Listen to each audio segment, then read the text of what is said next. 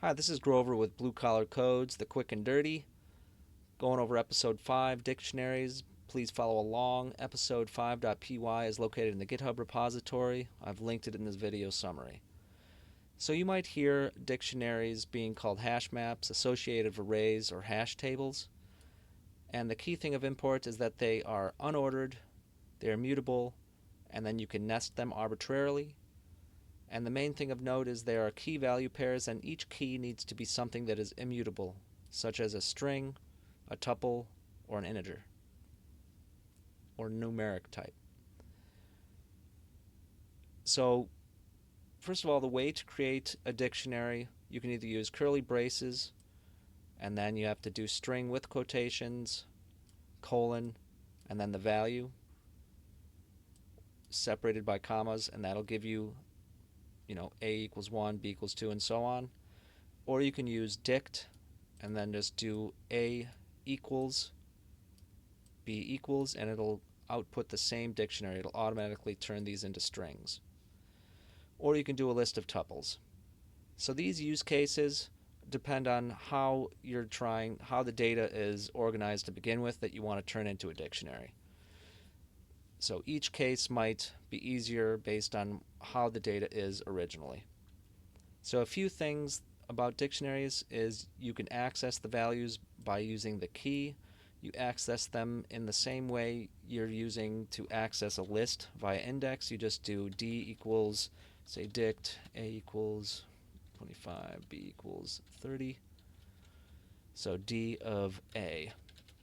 And here, just remember, you do have to put the quotation marks in when you are trying to gain access to that value.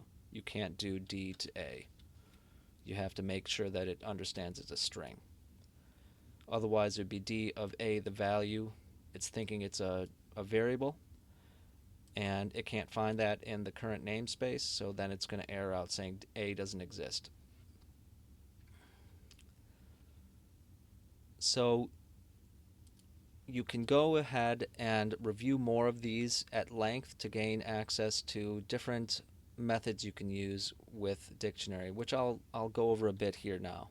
So d.keys gives you access to the keys. You can loop through those keys in a for loop. For key in d.keys.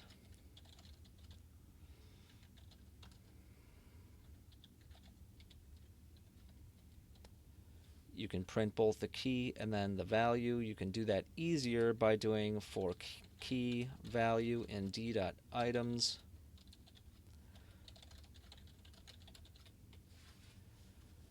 You can delete a certain key by actually calling it up. So d of a, I want to delete it. Now d only has b in it. And one other thing of note that you want to pay attention to is the mutability of these dictionaries.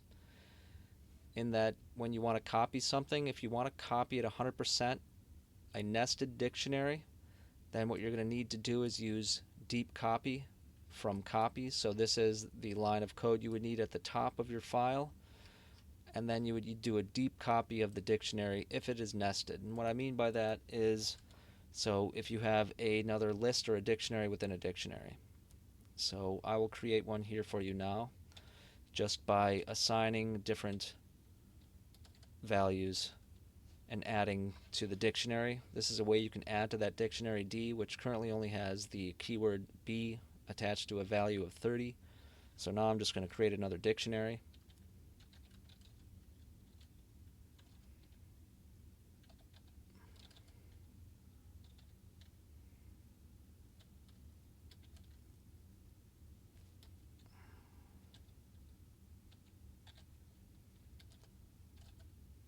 Equals, let's say, just a list.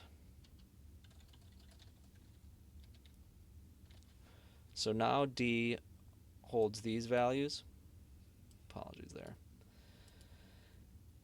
And now let's say I wanted to make a copy of D so that I could test something out and alter the original D. So I'm going to do D2 equals D. And I just want to show you that supposedly both of them equal the same thing, right? And this is a good showcase of what it means to be mutable, meaning it can be changed in place. So essentially, both of these references are pointing to the same object in memory, and so when I change one, it changes both. So right now, d2 equals the same thing, but let's say I want to change d1 now, and I just want to change d1 at d at c. I want to change the a value to a 35 or 44 to make it distinct. So now I change that nested variable of a to 44, and now one would think that d2 would remain a of 25 because I didn't alter that one, right? Well, this is what I'm getting at, is that d2 now equals the same thing as d. So if you want to avoid that, you have to do what's called a deep copy. And so I would encourage you to go more in depth into some of what I've written here and some of the examples, and then definitely go over the practice problems.